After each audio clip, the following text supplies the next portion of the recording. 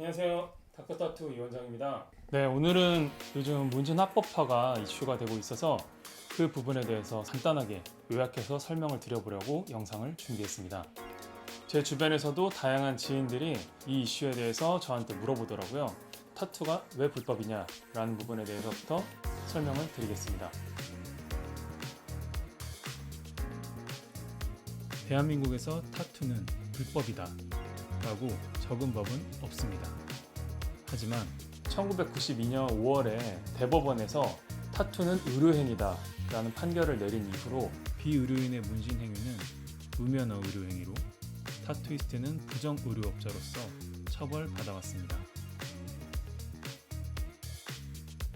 문신 합법화에 관련된 법안을 발의하고 이 합법화 자체를 추진하는 움직임이 처음 있는 건 아닙니다.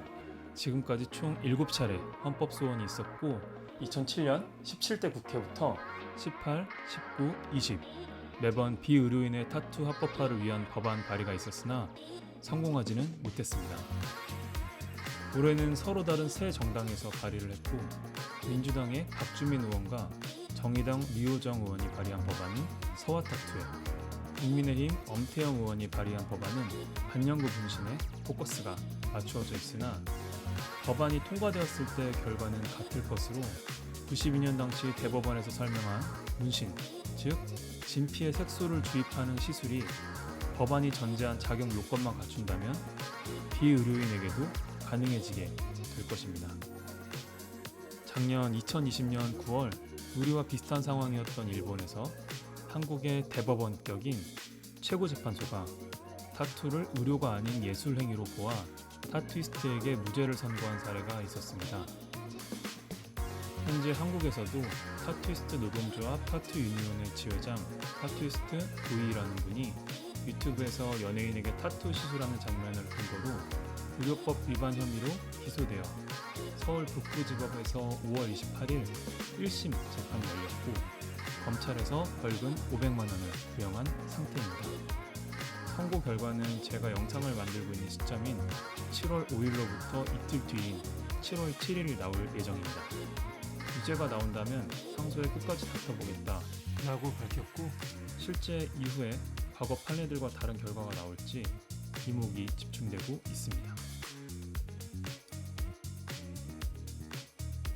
그렇다면 올해는 왜 이렇게 많은 관심을 받고 있을까요? 관련된 법은 그대로지만 타투 문화는 많은 발전과 변화가 있었기 때문일 것입니다. 금지의 타투 문화가 인스타그램이라는 SNS를 만나며 변신을 하게 되었는데요. 얇고 섬세한 선을 이용해 폭력적, 선정적이지 않은 아름다운 소재를 다루는 한국의 타투가 전 세계 타투 팬들에게 주목을 받은 것입니다.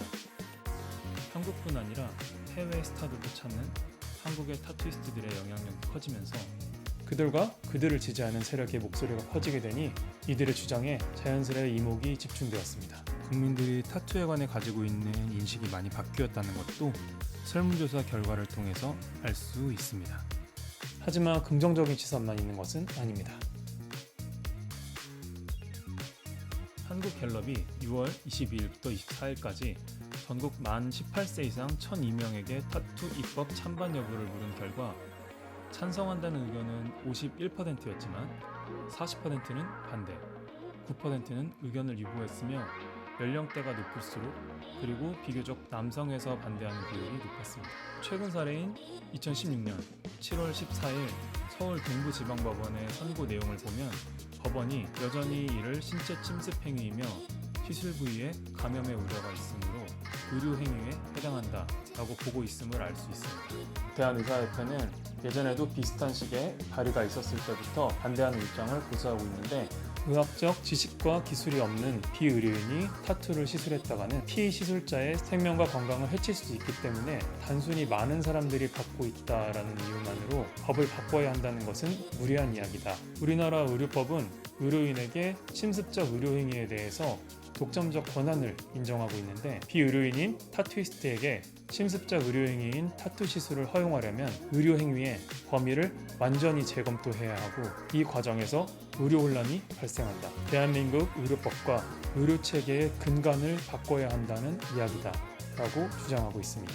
일본 최고재판소의 판결 역시 자세히 살펴보면 재판장 보충 의견 뒷부분에 타투 시술 행위는 피시술자의 신체를 손상시키는 행위이므로 시술의 내용이나 방법 등에 따라서는 상해죄가 성립할 수 있고, 이 결정 자체에 대해서 오해가 발생할까 우려해서 이 점을 구원하는 바다라는 내용이 포함되어 있고요.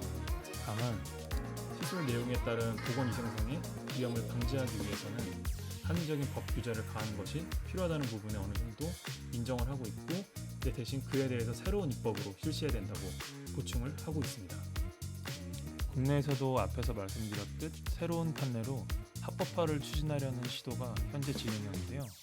설령 판결이 일본 사례처럼 타투를 예술행위로 인정하는 형태로 나오더라도 이 구절에서 보시듯 안전한 시스템을 갖추기 위한 입법은 필요할 것입니다. 타투이스트들은 법제화를 통해 피시술자를 지킬 수 있는 제도적 관리와 규제를 마련할 수 있다며, 타투인이온과 녹색병원이 협력해 만든 타투 위생 및 감염 관리 지침을 만들어서 배포하고 조합원을 상대로 이론과 실습 교육을 진행하고 있습니다. 이 녹색병원이 어떤 병원인지 저도 궁금해서 좀 알아봤는데요. 이 병원은 서울시 중랑구 면목동에 위치하고 있고 400여 병상에 33명의 전문의와 21개의 진료 과목을 갖추고 있는 종합병원입니다. 녹색병원 홈페이지에 있는 소개를 보면 원진레이온 직업병 환자들의 직업병 인정투쟁의 성과로 비영리 공익재단인 원진재단이 설립하였다고 되어 있습니다. 이 지침 제작에 관여한 녹색병원의 임상혁 원장님은 문신합법화에 대한 의사협회의 입장을 잘 알고 있었기 때문에 처음에는 병원의 이름이 나가지 않고 도울 수는 없을까라고 고민을 했지만, 결국에 타투 시술자와 소비자 모두에게 안전한 타투 지침이 필요하겠다라는 생각에 돕기로 결정했다라고 합니다. 타투유니온 홈페이지에 접속해보면 다음과 같은 화면을 확인할 수가 있고요. 아직은 소비자와 시술자를 위한 지침이 공개 배포되어 있지는 않은 상태지만 마무리 작업을 거쳐서 아마 누구나 볼 수 있는 형태로 게시될 거라고 공지가 되어 있습니다. 나중에 이게 업로드되면 가이드에 대해서 리뷰 영상을 한번 준비해 보겠습니다. 오늘은 타투 합법화 이슈에 대해서 현 상황을 최대한 객관적이고 좀 간단하게 정리해서 설명드려보려고 영상을 준비했는데요. 생각보다 간단하지가 않아서 영상의 길이가 좀 길어지게 되었습니다. 이 상황을 이해하기 위해서 반드시 필요한 자료들이라고 생각을 해서 빼지 않고 전부 다 넣었고요. 앞으로 이 이슈에 관련해서 또 추가적으로 업데이트되는 내용들이 있으면 새롭게 영상을 꾸려서 또 찾아뵙겠습니다. 유익하고 건전한 타투 이야기로 돌아오겠습니다. 닥터 타투의 이원장이었습니다. 감사합니다.